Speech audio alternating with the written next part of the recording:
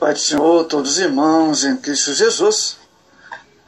Isso fala esse irmão Maurício, de Santa Catarina, Brasil.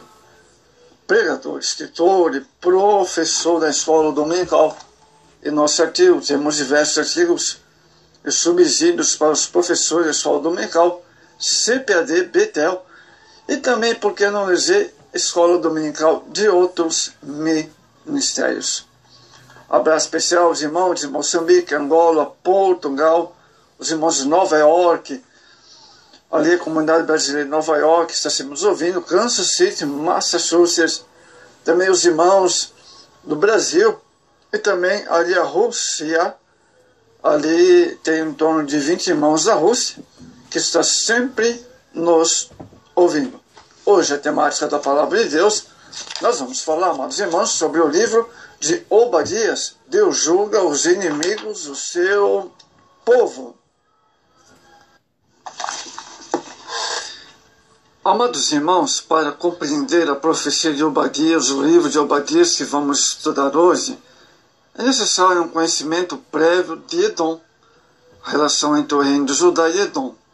Retomando segundo a tradição bíblica, os dois filhos gêmeos de Isaac e de Jacó e Esaú, antecessores respectivamente dos israelitas e edonitas, de acordo com as bênçãos de Isaac, Gênesis 27, 29. O episódio da compra da primogenitura, o segundo filho dominaria o primogênito, provocando com isso uma série de conflitos no transcorrer da história. O nome do profeta Obadias era um nome muito usado, comum, nos tempos do Antigo Testamento. Seu nome significa servo ou adorador do Senhor.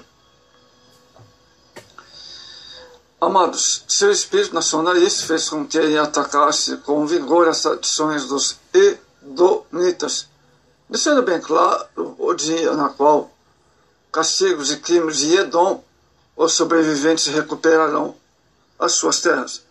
Essa mensagem se apoia na certeza de que a realização pertence a Deus. O verso 21. O livro de Obadias, não obstante, é o menor do Antigo Testamento e também o de mais fácil elucidação em decorrência de sua cronologia.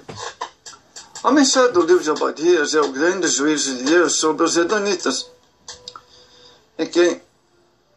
em decorrência aos seus maus tratos para com os descendentes de Jacó, ou seja, Judá.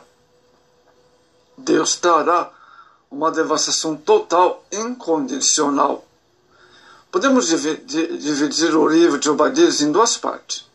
O primeiro, oráculo anuncia o castigo de Edom, justificando pelo seu orgulho e sua violência criminosa contra os judeus durante a queda de Jerusalém. O segundo oráculo desvincula-se e se situa no dia do Senhor, com alcance universal. Então vamos começar a falar sobre o livro aqui de Amós. Os edonitas eram terríveis inimigos de Israel. Vamos então? O que pode ver nos poucos versículos de Obadias é uma história cheia de rivalidade e de ódio entre dois povos. Os edonitas sempre tiveram rancor contra Israel, Amós 11, e guardaram para sempre a sua ira, Ezequiel 35, verso 5. Por isso, amados, no ano de 594 a.C., embora estivesse disposto a aliar-se com Judá e conveniência política, Joel 27, 3-7, pouco depois, quando as tropas de Nabucodonosor põem cerco a Jerusalém, os edonitas são os primeiros a colaborarem com babilônicos e se alegrarem com a derrota de Judá. Esta vingança, motivada por antigos rancores, causou profundo desgosto aos judaítas e eram lembrada com amargura na Babilônia. Salmo 37, verso 7. E na Palestina, Lamentações 4, versos 21 e 22. Nesse contexto, amado, se insere a obra do profeta Obadias. Edom tinha sido injusto e mau com seu irmão Israel. E, através de Obadias, Deus revela sua justiça sobre o ódio e a maldade, levando sua mensagem de juízo a uma contenda de vários séculos entre dois povos. Gênesis 27, 40. Assim podemos ver tipificado em Edom todos os inimigos do povo de Deus, Satanás, o mundo e a carne. Mas Deus se levantará em nosso favor, como vemos nesta estudo, mensagem, como queira. Vamos ver agora a estratégia divina para castigar os edomitas. Levantemo-nos contra Edom para a guerra. Verso 1. Deus tem um tempo para cada coisa. Este era o tempo de castigo de Edom, por serem descendentes do irmão de Jacó. Deus tinha poupado os edomitas por muito tempo, dando-lhe privilégio que outras nações não tinham. Eles podiam entrar na Assembleia do Senhor. Deuteronômio 23, versos 7 a 8. Mas esse privilégio acabou quando os próprios apresentaram apenas ódio contra Israel. Edom recusa a passagem aos israelitas por seu território. Davi destrói todos os homens de Edom, 1 Reis 11, 11, e muitos outros eventos que faziam jus à sentença de Deus. Como tu fizeste, assim se fará contigo. Verso 15. Essa profecia se cumpriu em parte quando, no reino de Dário I, no ano 521, 485, os árabes nabateus já haviam expulsado os edomitas do seu território, o Monte Seir. Sua derrota continuou ainda com os macabeus e culminou com os romanos, destruindo-os totalmente. Deus usou assim os próprios aliados dos edomitas para os derrotar. Segundo Malaquias capítulo 1, verso 3 e 4, o seu ressurgimento é certo, para ser aniquilado, juntamente com todas as nações da terra, que são inimigas do povo de Deus no dia do Senhor. Então, está aí o contexto histórico, profético. Agora, Deus abate o soberbo e exalta o humilde. Verso 3. O soberbo do teu coração, ou seja, a soberba do teu coração te enganou. Verso 3. Uma das armas que o adversário mais usa para derrotar a muitos é a soberba. Como Lucifer, Ezequiel 28, verso 2 ao 10. Herodes Agripa 1, Atos 12, 23. Nabucodonosor, Daniel capítulo 4, verso 29 ao 33. Muitos outros. Pois Deus abate soberbo e exalta o humilde. Tiago 4 e o verso 6. Amados, a soberba dos edomitas eram que se julgavam inacessíveis. Quem me colocar por terra, dizia eles, né? Com essas palavras, vemos que os edomitas se julgavam autossuficientes, imbatíveis, soberbos, pela proteção de seu habitat. A soberba dá ao homem asas como águia, para viver nas alturas de sua arrogância. Porém, se esquece que Deus é sobre todas as coisas. Nos dá um lembrete. Se puseres o teu ninho entre as estrelas, de lá te derrubarei. Verso 4. Verso 8. Farei perecer o sábio e o entendido. Verso 8. Muito bem. Deus não é contra o homem adquirir conhecimento. Muito pelo contrário. Ele nos exorta a buscarmos conhecimento. Provérbios 18, 15. Porém, a maneira errada de usar o conhecimento, etc., torna o homem jactancioso, a ponto de esquecer-se de Deus. A esses a palavra é enfática ao dizer: ele apanha o sábio na sua própria astúcia dele.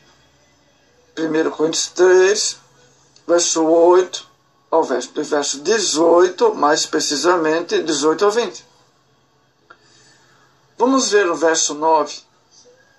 Os teus valentes, ó Temã, estará aterrorizado. Verso 9. O homem a quem Deus fez capacitando para toda a batalha, muitas vezes tenta a Deus pela sua ignorância, esquecendo que apenas pó e barro nas mãos do Criador. Gênesis 2:7.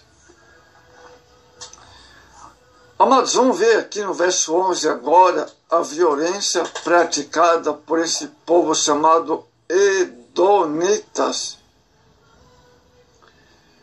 O segundo maior mandamento da lei de Deus é amar o próximo como a nós mesmos. Olhando para a colocação desta lei, podemos ver o quanto Deus abomina aqueles que fogem a esta prática, e que Ele não perdoa nem aos que quanto não colocam em prática este mandamento. Perdoa-as e serás perdoado. Foi assim com Simeão e Levi. Gênesis 49, verso 5 e o verso 9 ao 7. E será como aqueles que não obedecem a este mandamento. Não havia como escapar quando Deus diz, verso 11, tu mesmo era um deles. Ou seja, um dos inimigos do meu povo. Quantos em nossos dias não têm servido aos propósitos de Satanás por derrocar a semente divina, unindo-se, amados irmãos, ao inimigo por ganância, Números 22, 5, por prazer, 1 Samuel 21, verso 9 ao 10, por dinheiro, fama, poder, 1 Timóteo 6, verso 4 ao 5. Esses Deus dará prêmio da injustiça, segundo Pedro, capítulo 2, verso 15 ao 17. Tu não desvias, verso 12, 14. Deus utiliza por 4 vezes essas palavras na sentença. Primeiro, tu não devia ter prazer na angústia e humilhação, verso 12. Tu és muito desprezado, verso 2. O verso 3, o 9, o verso 7 e o verso 14 e 10.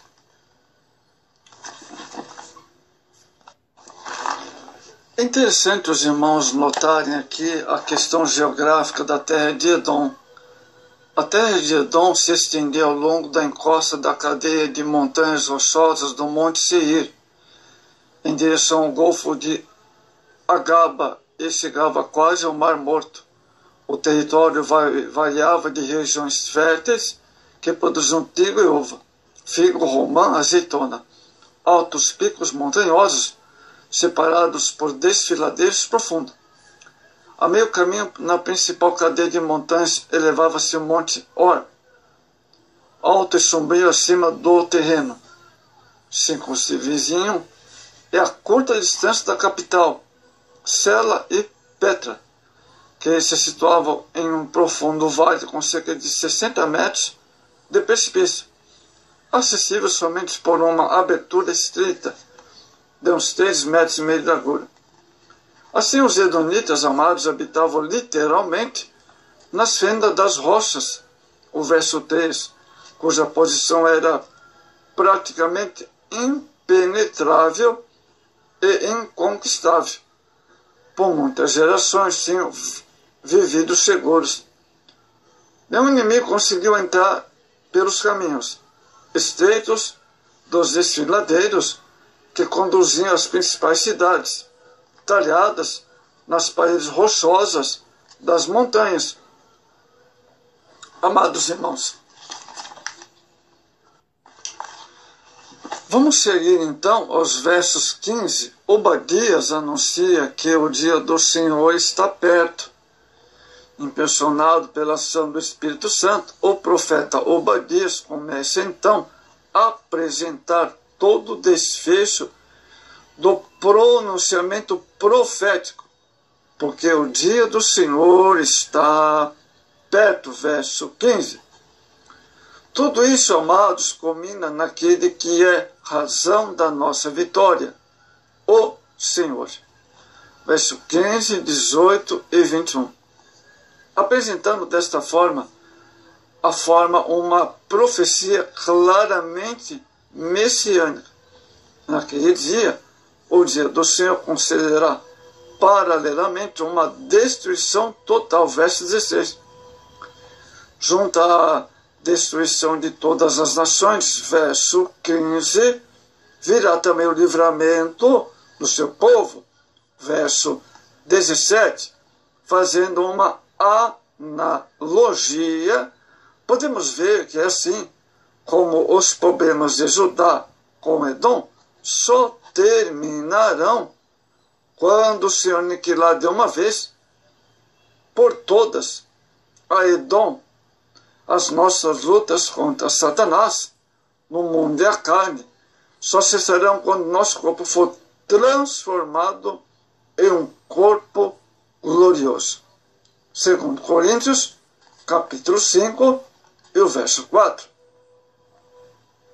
Aquele dia será dia de vergonha eterna para todas as nações, Zacarias 14, que são inimigas do reino, como também de alegria em todo o reino.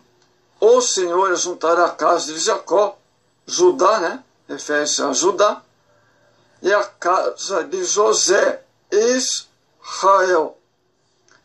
Ajuntará todos os deportados e os fará herdar a terra toda. Esses governarão sob a regência da própria justiça. O Cristo, falando sobre o milênio, porque o reino será do Senhor, verso 21, o nosso Deus.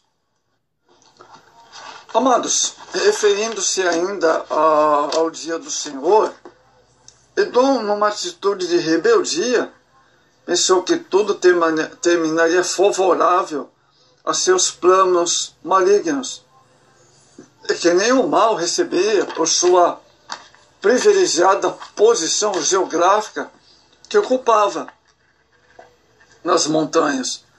A história nos revela que após esta fase, Edom foi expulso de sua antiga e bem fortificada residência e não mais não resistiu a outros ataques, sendo finalmente destruída no ano 70 da nossa era, pelo qual o general Tito de Romano houve a invasão completa. Encerraram-se seus dias de orgulho de maneira humilhante. De nada lhe servia as glórias conquistadas pela violência e pelo seu ódio. Veio o juízo do Senhor. A semelhança de Edom, amados, estamos aguardando um dia que não está longe, onde o justo juiz vai julgar as nações, todos os povos, sejam grandes ou pequenas, ricas ou pobres, porque abandonaram a Deus e não lhe deram devida honra, glória. A expressão do verso 15, todas as nações, deixa claro que o cumprimento dessa profecia não está reservada apenas para Nabucodonosor e as nações por eles conquistadas na antiguidade, tal como Joel 3,14, Zacarias 12,3, referindo ao último dia do juízo que há de vir sobre as nações que se levantaram contra Israel. Zacarias 14, o povo de Deus. Quando o Senhor instalar o seu trono, já falando do juízo final, para julgar, haverá muitas surpresas, e as coisas ocultas serão reveladas naquele grande dia terrível, pois os inimigos levantaram-se contra Israel, e haverá o juízo final, também serão julgados no juízo final. O que nós podemos aprender com Obadias? Esse pequeno livro, amados, termina com grandes e preciosas promessas que serão totalmente cumpridas. Algumas já se cumpriram sobre Edom. Assim Israel triunfará e todas as suas possessões estarão sob seus cuidados. E será finalmente estabelecido o reino do Messias, o Senhor Jesus Cristo, falando sobre o milênio, Rei dos Reis e Senhor dos Senhores. Amados, vamos concluir então vamos à conclusão sobre o livro de Obadias. Amados, estamos continuamente em luta contra os nossos inimigos espirituais, que circunstancialmente parecem ter ganho alguma batalha pela persistência. Essa persistência tem feito muitos abandonarem o combate. Porém, uma das coisas que nos faz continuar lutando é a certeza de que o nosso Deus não muda e as suas promessas são inabaláveis. Ele tem colocado dentro de nós uma fonte de poder, capacitando-nos a continuar lutando. O Espírito Santo. É bom lembrarmos, amados, que naquele dia nascerá para nós o sol da justiça, Malaquias 4:2. Então seremos vencedores para sempre, amados. Amados, a soberania divina é um tema importante atual, porque lembra-nos que Deus está ao controle de tudo e toda ação humana está exposta diante de seus olhos. A lei natural da semeadura ilustra o princípio da retribuição do campo espiritual. E é justamente essa mensagem, amados, que nós encontramos no livro do profeta Obadias, em seus registros. A soberania divina é o direito absoluto de Deus governar totalmente as suas criaturas segundo sua vontade. Amados irmãos, os calvinistas e arminianos concordam com esse conceito. A diferença entre ambos acerca da soberania está no exercício desta, amados. Então, vemos a soberania divina, amados irmãos. A data que o profeta Obadias exerceu seu ministério é uma das mais disputadas entre os estudiosos. Faz do ano 848 a 860. Tudo indica, amados, que os versos 10 a 12 reafirma-se a destruição de Jerusalém por Nabucodonosor, rei de Babilônia, em 587. Qualquer data nesse período, como 585, por exemplo, é inaceitável. E apenas com 21 versículos é o livro mais curto do Antigo Testamento. O tema principal, amados, é o julgamento contra Edom. Obadias, porém, não é o único profeta incumbido de anunciar a condenação dos filhos de Esaú. É importante você não esquecer que os edonitas eram descendentes de Esaú, tá? Toda vez que você lê na Bíblia, Edom, lembra que eles eram descendentes de Esaú. É importante também vocês fixarem que só arrependimento e a fé em Jesus pode levar o homem a experimentar o amor e a misericórdia de Deus. Assim como o povo de Edom foi destruído por causa de seu orgulho, todos que desafiam Deus também serão aniquilados. Portanto, fora soberba. Não se deixe levar nunca pela soberba do nosso século. O orgulho traz consequência. Portanto, vale a pena se humilhar, que Deus nos exalta e nos livra da ruína. Não vamos deixar, amados, jamais o orgulho dominar as nossas vidas, amados, pois Deus é soberano, Deus é soberano, Deus é soberano, amados.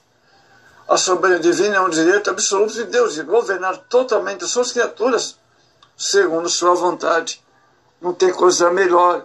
A vontade de Deus, maravilha, glória a Deus. Portanto, busque em oração Deus. Quero fazer sua vontade. O Senhor é soberano. O Senhor é soberano.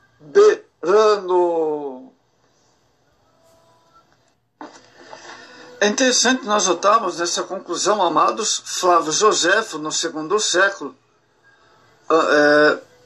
antes de Cristo, os edonistas remanescentes foram subjugados pelo rei judeu João Ericano I, foram forçados a submeter a circuncisão, e assim gradualmente foram absorvidos sob o domínio judaico, sob o governador judeu. Depois da destruição de Jerusalém pelos romanos no ano 70 depois de Cristo, o nome deles desapareceu da história. Foi como a profecia de Obadias se cumpriu. Terás de ser decepado por tempo indefinido, e não se mostrará haver nenhum sobrevivente da casa de Esaú. Então, amados, vemos aí, a profecia se cumpriu completamente. Em contraste com Edom, os judeus voltaram à sua terra de origem em 577, sob o governador Zorobabel, onde reconstruíram o templo de Jerusalém e ficaram firmemente estabelecidos no seu país. Que é evidente é que o orgulho, a presunção leva à calamidade. Que destino de Edom sirva de alerta para todos os que orgulhosamente se exaltam e cruelmente se alegram da tribulação que possa sobreviver sobre os servos de Deus.